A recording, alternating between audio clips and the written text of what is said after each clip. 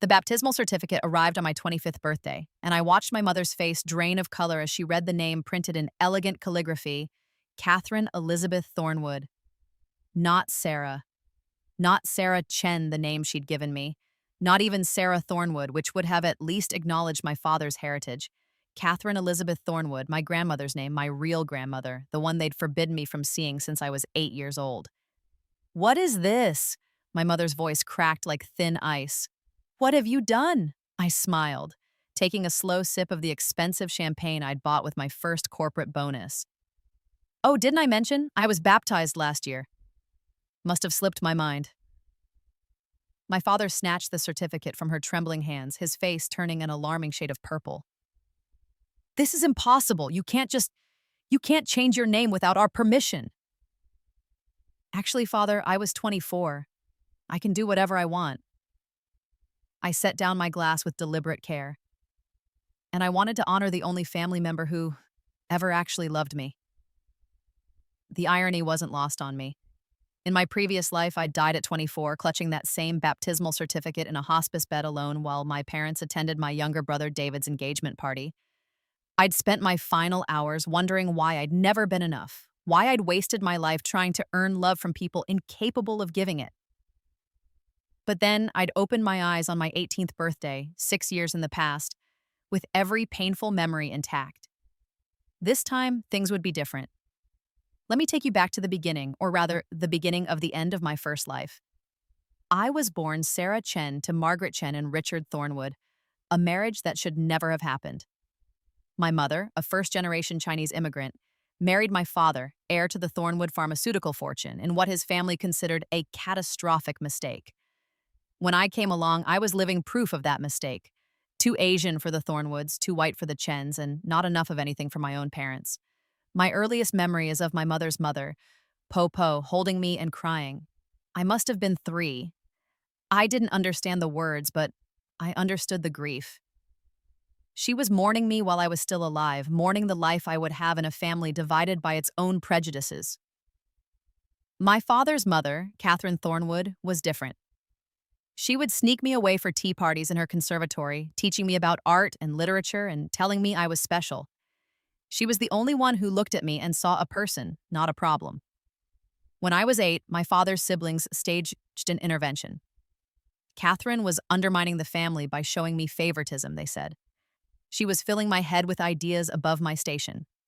My station, as if I were a servant, not a granddaughter. My parents, ever eager to appease the family that barely tolerated them, agreed.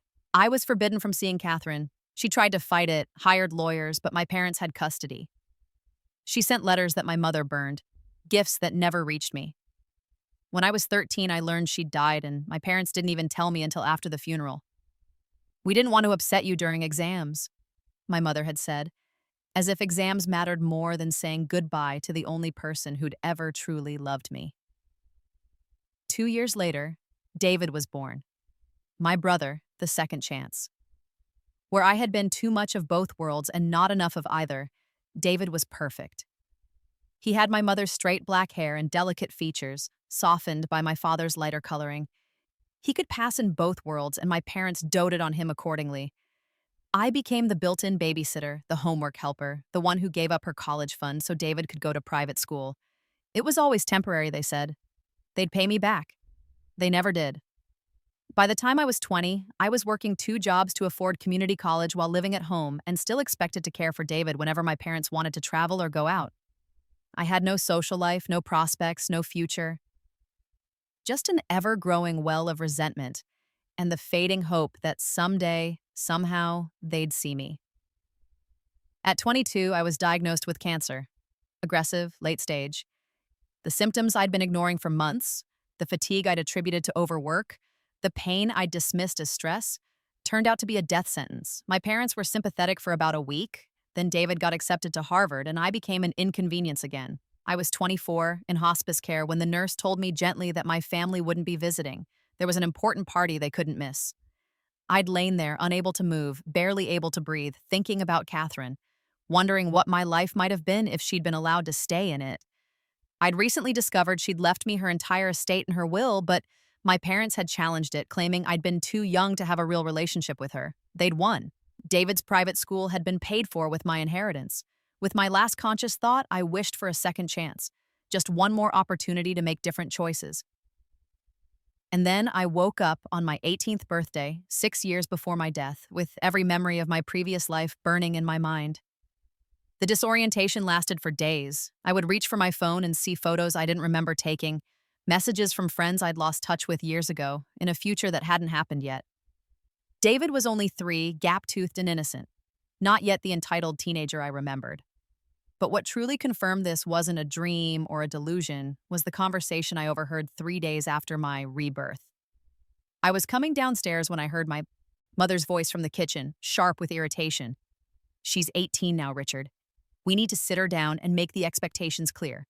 She can take a gap year, work full-time, and help with David. Then maybe community college while she lives at home. It only makes sense. We need to save for David's education." "Margaret's right," my father replied. "Sarah is, well, she's practical. She'll understand. It's not like she has the grades for a top university anyway." I'd had a 3.8 GPA. I'd gotten into 3 state schools. In my previous life, I'd given into their guilt-tripping and stayed home. This time, I turned around, walked back to my room, and started researching. By the end of the week, I'd found it. Catherine's will, the original one, filed with her lawyer 3 months before her death. I'd learned something important in my previous life's final days. I'd made friends with a paralegal at the hospice who'd helped me understand what had happened with the inheritance. The will had been challenged successfully because I'd had no relationship with Catherine at the time of her death. But the statute of limitations for challenging a will in our state was 3 years. Catherine had died 5 years ago when I was 13 in this timeline.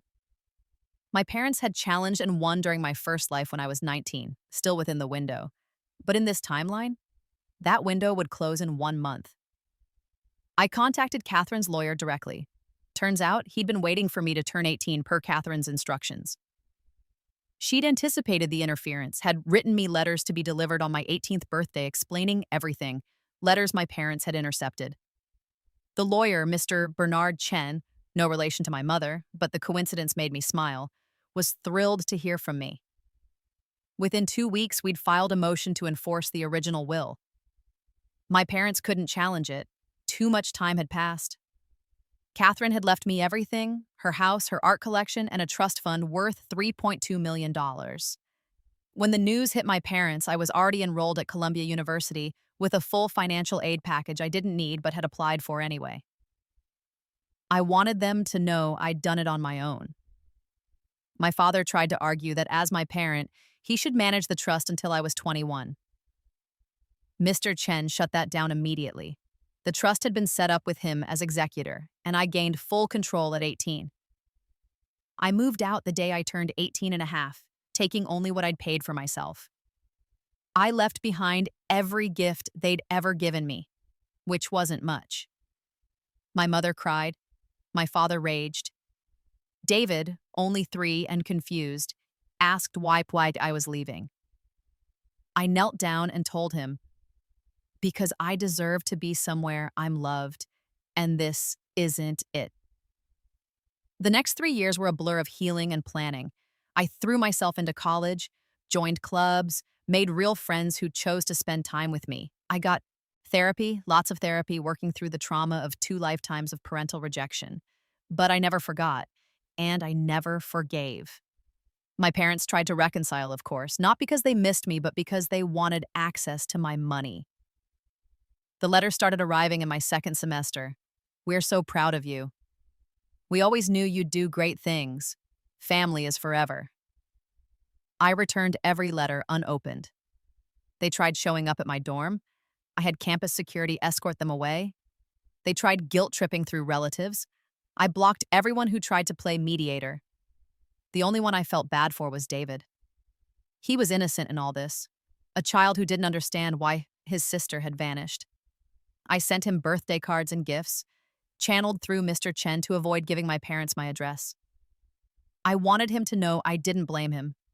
When I turned 21, I made a decision. I wanted to reclaim my connection to Catherine, to honor her memory in a way that would be permanent and meaningful. I wanted a baptism, not for religion, though I'd come to find comfort in faith, but for the ritual of it, the symbolic death and rebirth, and I wanted to take her name. Catherine had been baptized Catholic, had raised my father Catholic before he'd abandoned the faith to please my mother's agnostic family. I reached out to the church Catherine had attended, explained my situation to the priest, Father Michael. He was elderly, had known Catherine well, and when I told him everything, both lives' worth of pain, he listened with tears in his eyes. She talked about you constantly, he told me. Showed me pictures. She was so worried about what would happen to you after she was gone. She tried everything to maintain contact. The baptism was scheduled for a Saturday in October, my 24th birthday in this timeline. Though I was only 21 years lived, I'd done it deliberately, a reclamation of the day I died alone in my previous life. I invited Mr. Chen, my roommate Jessica, a few close friends, people who'd chosen to love me. I wore white lace, Catherine's pearl necklace that Mr. Chen had saved for me, and I felt for the first time in 2 lifetimes completely at peace. When Father Michael asked me to state my full name for the ceremony, I said clearly, I am Catherine Elizabeth Thornwood. It was legal. I'd filed the name change 3 months earlier, waited for it to process, made it official. Sarah Chen ceased to exist that day. Catherine Elizabeth Thornwood rose from the baptismal waters, reborn in more ways than one. I didn't tell my parents. Why would I? They were strangers to me now, but somehow they found out. Maybe they'd been keeping tabs on me, or maybe a distant relative had seen the announcement in the church bulletin. However it happened, they discovered that I'd taken their family name, the Thornwood name, and made it mine without including them in the moment. More importantly, I'd completely erased the Chen name, my mother's name, her identity, her heritage. For a woman who'd spent my entire childhood trying to erase half of my identity, the irony was delicious. They didn't contact me for months after that. I finished college with honors, started a master's program in art history, Catherine's passion, and began the process of cataloging her collection for a museum exhibition. Life was good. Life was mine. Then, a week before my 25th birthday, I received a call from David. He was 8 now, old enough to dial a phone. Catherine? His voice was small, uncertain. Hey, buddy, it's good to hear your voice. Mom and Dad are fighting. Really bad. Dad lost his job. Mom's crying all the time. They keep talking about you, about money, about Grandma Thornwood's house.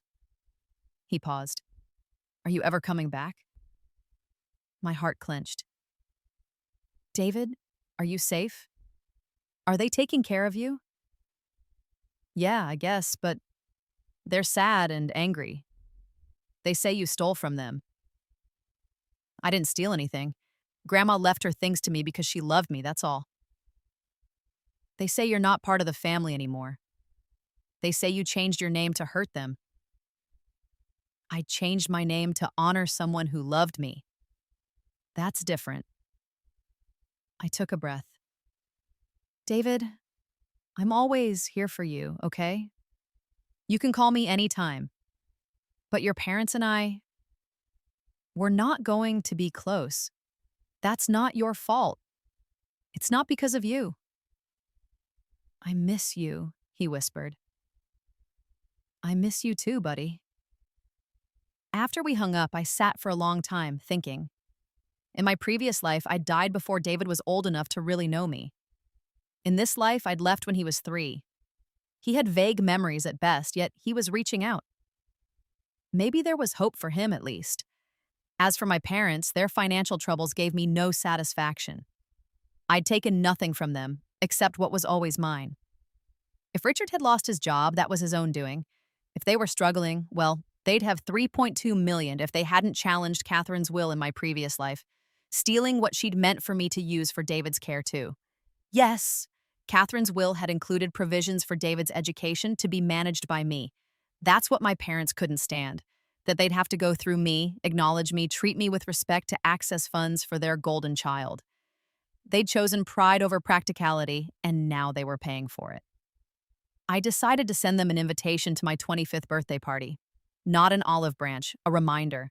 A reminder of everything they'd missed, everything they'd lost, every choice they'd made that led to this moment. The party was held at Catherine's house, my house now. I'd spent 3 years lovingly restoring it, uncovering the beauty my father's siblings had let decay out of spite after Catherine's death.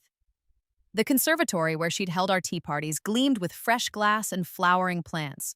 The library, stuffed with first editions and rare manuscripts, had been professionally cataloged. The art collection, including 2 actual Monets and a Degas, hung on restored walls. I'd invited 50 people, friends from college, colleagues from the museum, Mr. Chen and his family, Father Michael, and David. I'd sent David's invitation separately with a note that he could bring my parents if he wanted to see me. I knew he would.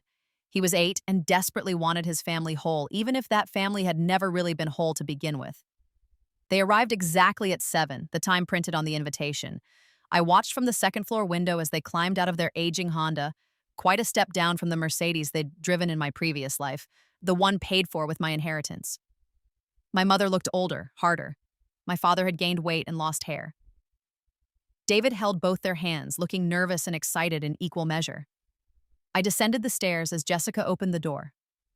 "Sarah?" my mother breathed, and I watched her eyes go wide as she took me in. I'd dressed deliberately, a vintage Chanel suit from Catherine's wardrobe, altered to fit me. Catherine's diamonds at my throat and ears, my hair, which I'd let grow long and styled in Catherine's signature Grace Kelly waves, swept up elegantly. I looked like old money because I was old money now. The Thornwood legacy, embodied. "It's Catherine," I corrected gently. "Hello, Mother, Father, David." I knelt and opened my arms, and David broke free to hug me fiercely. "You look like a princess," he whispered. "You look so grown up," I whispered back. "I'm glad you came." When I stood, my parents were still frozen in the doorway, taking in the restored house. My father's face had gone pale. "This is," he started, "grandmother's house?" "My house now." I smiled. "Please come in. There are people I'd like you to meet." I introduced them around, watching their faces as they realized the caliber of guests. Museum curators, university professors, the grandson of a Supreme Court justice, a best-selling author. People who respected me, valued me, chose to spend their time with me. Every introduction was, "This is my mother, Margaret, and this is my father, Richard." Never my parents. The distinction was subtle but clear. These were people who had birthed me, nothing more. The baptismal certificate was displayed in the library, in a place of honor next to Catherine's portrait. I watched my mother gravitate toward it like a moth to flame, watched her face crumple as she read it again. "You didn't even tell us," she said when I found her there. "We're your parents. We had a right to know." "You had the right to be told about Sarah Chen's baptism," I agreed. "But Sarah doesn't exist anymore. Catherine Thornwood was baptized, and you're strangers to her." "That's not fair. We raised you, we fed you, clothed you, kept a roof over your head." "The bare minimum required by law. Congratulations." Took a sip of champagne. "Would you like to know what you missed?" Father Michael talked about how Catherine loved me, how she fought for me, how she never stopped trying to see me even after you forbade it. Mr. Chen gave me letters she wrote, dozens of them, that she'd asked him to save in case I ever came looking. Jessica read a passage from one where Catherine talked about how she saw herself in me, how she knew I'd do great things if I could just escape the people holding me back. My mother flinched. "That's not fair." "You don't know how hard it was." "I know exactly how hard it was. I lived it." "You chose to make it harder by cutting me off from the only person who loved me unconditionally." "We loved you." "No." The word came out flat, final. "You loved the idea of controlling me. You loved having a free babysitter, a scapegoat, someone to sacrifice so David could have everything. Love doesn't steal someone's inheritance. Love doesn't forbid them from seeing their grandmother. Love doesn't skip their deathbed for a party." My mother went white. "What?" I hadn't meant to say that last part. It had slipped out, a memory from a life she didn't know I'd lived. "Nothing, forget it." I turned to leave. "No, wait. What did you mean, deathbed?" I looked at her, really looked at her, and decided to tell her a version of the truth. In another life, I was diagnosed with cancer at 22, late stage, terminal. I died at 24, alone in hospice, while you attended David's engagement party. You couldn't be bothered to say goodbye. That's that's ridiculous. You're fine. You're healthy. I'm healthy because I made different choices this time. Because I left. Because I stopped trying to earn love from people who will never give it. I stepped closer. But I remember, Mother. I remember what you chose. I remember everything. I walked away, leaving her with her confusion and denial. My father found me later in the conservatory. The party was in full swing, the sound of laughter and conversation drifting through the open doors. "This is wrong," he said without preamble. "This house should have gone to me. The money should have gone to me. I'm her son." "You abandoned her faith, married someone she barely tolerated to spite her, and then cut her out of her granddaughter's life when she dared to show that granddaughter love. What exactly did you do to deserve her estate?" "I'm her son," he repeated as if that settled it. "And I was her favorite grandchild. The one she chose. Turns out choice matters more than blood." I examined a blooming orchid, one of dozens I'd nurtured back to health. "She left you a letter too, did you know?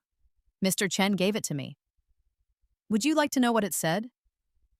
He said nothing, jaw clenched. "She forgave you. That was the worst part. She forgave you for being weak, for choosing your siblings' approval over your daughter's welfare. She forgave you for not fighting harder, but she didn't trust. You with her legacy, she trusted me." "You've turned into her," he spat. "Cold, superior, looking down on everyone." "No, Father. I've turned into someone who knows her worth. There's a difference." I smiled. Catherine wasn't cold. She was discerning. She knew who deserved her love and who didn't. I'm simply following her example. He left shortly after, dragging my mother with him. David stayed.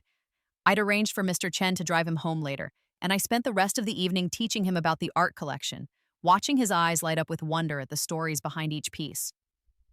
"Could I come visit again?" he asked as Mr. Chen prepared to take him home. "Maybe during summer break?" "Anytime you want," I promised. "This is your heritage, too.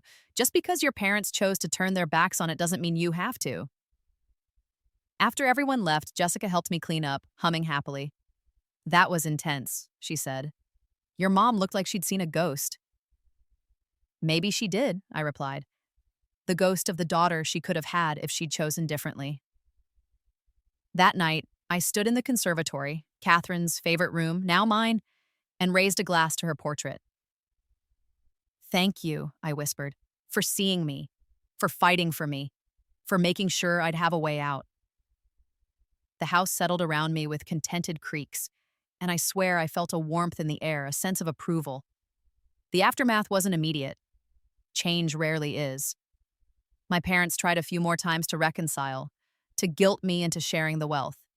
Each attempt was more desperate than the last.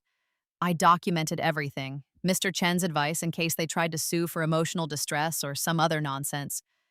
They never did. Perhaps they realized how it would look. Privileged parents suing their daughter for reclaiming an inheritance they'd tried to steal. The optics were terrible. David continued to visit, every few weeks at first, then more frequently as he got older and could take the train himself. I watched him grow from a confused 8-year-old into a thoughtful teenager, one who started questioning the narrative our parents had fed him about me. "They told me you were selfish," he said once when he was 13. We were in the library, him doing homework while I cataloged a new acquisition. "That you abandoned the family for money." "What do you think?" I asked. He was quiet for a long time. "I think you left because they treated you badly. And I think the money was always supposed to be yours anyway." Smart kid. "Did they really steal your inheritance in another life?" I'd told him the truth, eventually, not all of it, not the cancer and the death, but the rebirth, the foreknowledge. He'd struggled with it at first, who wouldn't? But ultimately decided it explained too much to not be true. They challenged Grandma Catherine's will after I turned 18. By the time I was 19, they'd won. The money that was meant For me, for us, went to pay for their lifestyle in your private school. I don't want to go to private school, he said quietly. I want to go to public school like normal kids. They only make me go there to impress people. Then tell them that. They won't listen. Make them listen. You're 13, David. Old enough to have opinions about your own life. He did tell them. They didn't listen. But when he turned 14 and threatened to deliberately fail out, they finally heard him. He transferred to public school and flourished, made real friends, joined the debate team. My parents blamed me, of course. I was corrupting their son with my rebellious ideas about autonomy and self-worth. By the time David was 16, he was spending more weekends at my house than theirs. By 17, he'd asked if he could stay with me permanently. I want to apply to art school, he told me. Mom and Dad say it's impractical that I need to study business or medicine. But I love art, Catherine. I love it the way Grandma Catherine did, the way you do. Then apply to art school. I'll pay for it. You will? That's what the trust was for. Grandma Catherine left provisions for your education to be managed by me. She wanted you to have choices. His face crumpled. They told me she didn't leave me anything, that she only cared about you. She cared about both of us. She just knew you'd need protection from them as much as I did.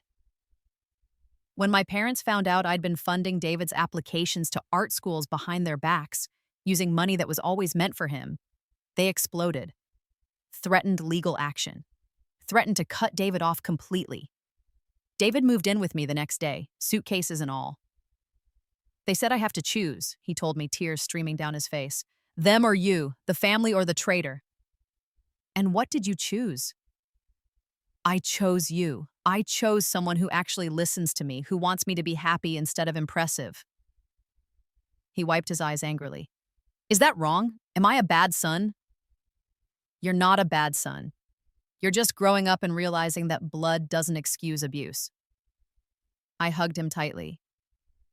Welcome home, little brother. David got into Resti with a full scholarship. His own merit, his own work, though I'd gladly have paid full tuition. My parents sent one text. You've ruined him. I blocked their numbers after that. Years passed. I finished my PhD in art history, curated 3 major exhibitions, published 2 books on Catherine's collection and the art market of her era, met someone, a visiting professor from Oxford named James, who thought my story was remarkable and who loved me for exactly who I was. David graduated at the top of his class, had his work featured in galleries, started making a name for himself as an emerging artist.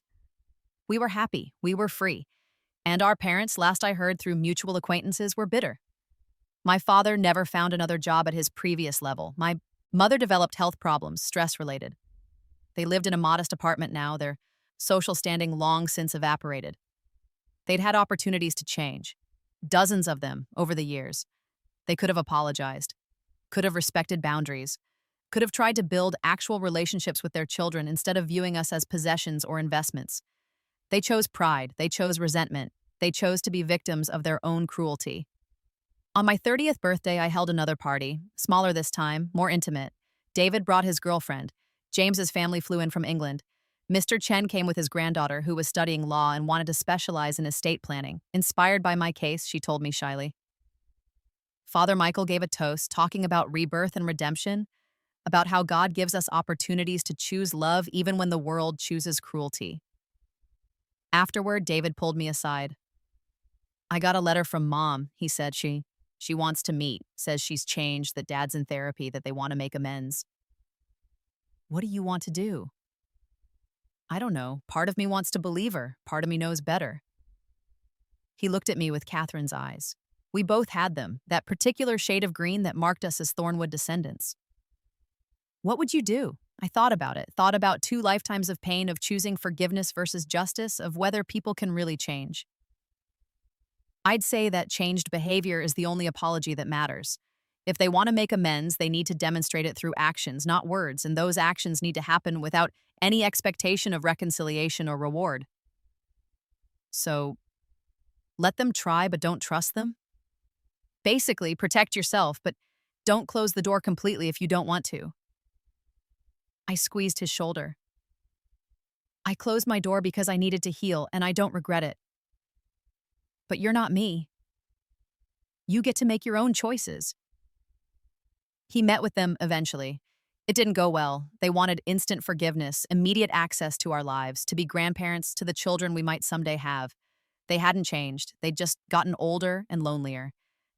David left that meeting in tears and didn't contact them again for 2 years. I'm 33 now.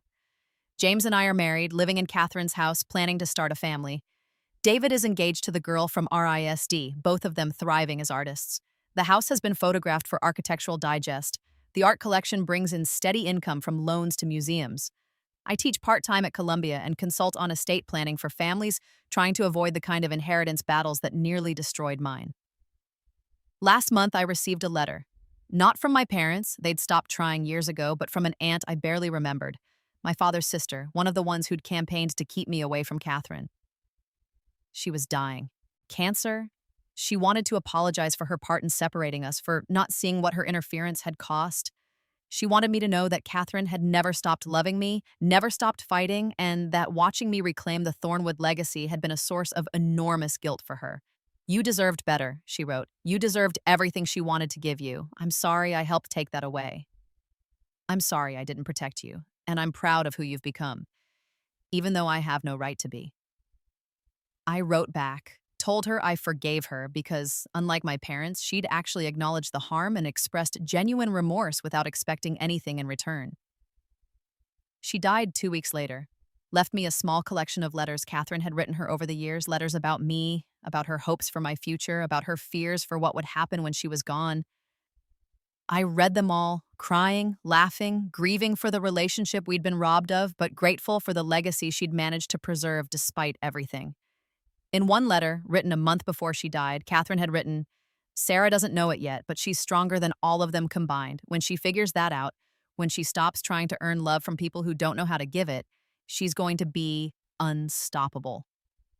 I won't be there to see it, but I've made sure she'll have the resources to become whoever she's meant to be. The money, the house, the art, those are just tools. The real gift is permission. Permission to leave. Permission to choose herself. Permission to be extraordinary." I framed that letter and hung it in my office, right above my desk. Sometimes people ask me if I regret it. If I wish I'd tried harder with my parents, given them more chances, been more forgiving. The answer is no. Not because I'm cruel or cold or incapable of forgiveness, but because I learned something crucial across 2 lifetimes. You cannot love people into treating you well. You cannot sacrifice enough, diminish yourself enough, or prove yourself enough to make them see your worth. Some people will take everything you give and still blame you for not giving more. My parents had 24 years in my first life and 18 years in my second to choose love. They chose control instead. They chose favoritism. They chose cruelty. I chose freedom. And freedom, I've learned, looks like a house filled with beauty and laughter. It looks like a brother who chose to save himself. It looks like a husband who celebrates my strength instead of fearing it. It looks like work I'm passionate about, friends I chose deliberately, and a name that honors the one person who saw me clearly. Catherine Elizabeth Thornwood, the name of a woman who refused to be diminished, the name of a woman who knew her worth, the name I chose when I was baptized, when I died to the person they tried to make me and rose as the person I was always meant to be. My parents missed that baptism. They missed everything that mattered because they were too busy trying to control the daughter they never bothered to know. They still don't know I changed my name, not really. They know the fact of it, but they don't understand the why, the significance, the reclamation. They think I did it to hurt them. But the truth is so much simpler and more devastating. I did it because they don't matter.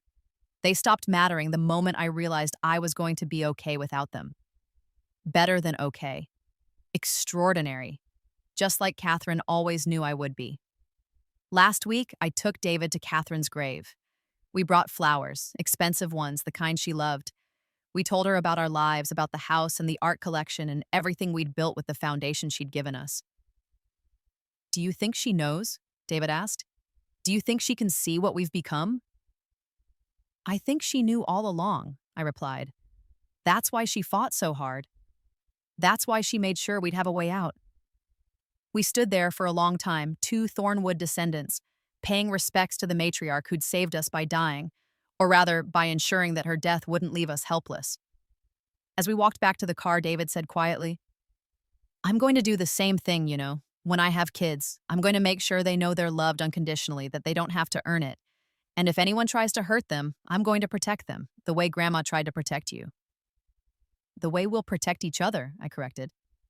"The way we'll protect each other," he agreed. And that, I realized, was the real legacy. Not the money or the house or the art, not even the name, though that mattered too. The real legacy was breaking the cycle. Choosing love over control, choosing freedom over fear. My parents missed my baptism, they missed everything, but I didn't miss a thing. I was there for every moment of my own rebirth, every conscious choice, every step toward becoming someone I could be proud of. And when I finally emerged from those waters, when Father Michael laid his hands on my head and blessed Catherine Elizabeth Thornwood, I felt her presence as clearly as if she'd been standing beside me. "Welcome home," she seemed to whisper, and I whispered back, "I made it, just like you knew I would." They never knew I changed my name until it was too late, until the documents were filed and the transformation was complete. By then, I was already someone else entirely. Someone free. Someone loved. Someone who knew, finally and forever, that she was enough. Not Sarah Chen, the girl who died trying to earn impossible love, but Catherine Elizabeth Thornwood, the woman who rose from those ashes and built something beautiful from the ruins. That's who I became when they weren't looking. That's who I'll be for the rest of my life. And they'll never understand what they missed, because understanding would require them to see me as a person instead of a possession. That's the greatest revenge, really. Not that they lost the money or the house or their children's respect, but that they'll never truly comprehend what they had and threw away. They'll never know the Catherine I became, because the Sarah they thought they owned never really existed at all.